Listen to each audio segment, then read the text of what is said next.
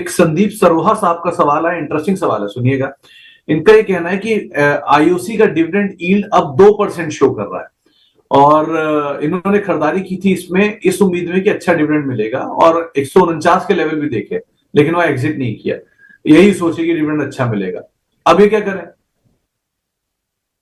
देखिए, अभी अगर आईओसी पे आप देखें, आपके शो के माध्यम से सुमित सर, ये टेक्निकल लेवल्स आपको हमने दर्शकों को सुझाए भी थे, मगर अब इसमें एक चीज मैं ऐड करना चाहूंगा। अभी हमने ना लेटली एक ये चीज देखी थी कि डोनाल्ड ट्रंप के आने के बाद क्रूड में हमने फॉल देखा था। उस फॉल के बाद कहीं ना कहीं वो फॉल अरेस्ट होता हुआ दिखा था और उसके बाद एक बहुत शॉर्ट टाइम के लिए अपसाइड देखा था, वो वापस नीचे आ गया था।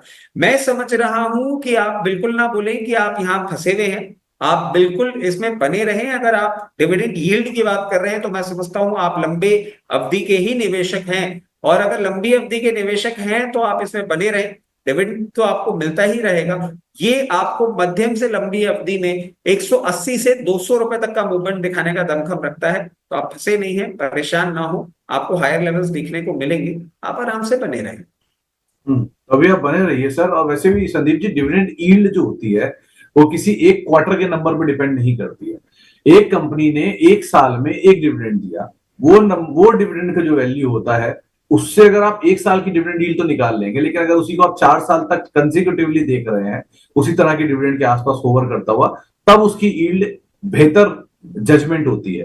तो आप उसको कॉल लीजिए। एग्जाम्पल के तौर पर अगर मान लीजिए वेदांता ने 2 साल तक बहुत अच्छा डिविडेंड दिया, स्पेशल डिविडेंड दिया, लेकिन पहले और बाद में फिर कुछ नहीं दिया, तो उसकी यील्ड जो बनी वो एक टेम्परेरी फीचर था। इसलिए आमतौर पे पीएसयूज, आईटी, फार्मा, एमएनसीज, इनके डिविडेंड अच्छे होते हैं क्योंकि इनके पेरेंट को देना होता है, कैश रिच होते हैं। सो उस हिसाब से देखिए, एक दिन 2 दिन का इवेंट नहीं है। आईओसी का डिविडेंड यील्ड आज भी 8 साढ़े 8% के आसपास ही है। सो आप इतनी पैनिक स्टेट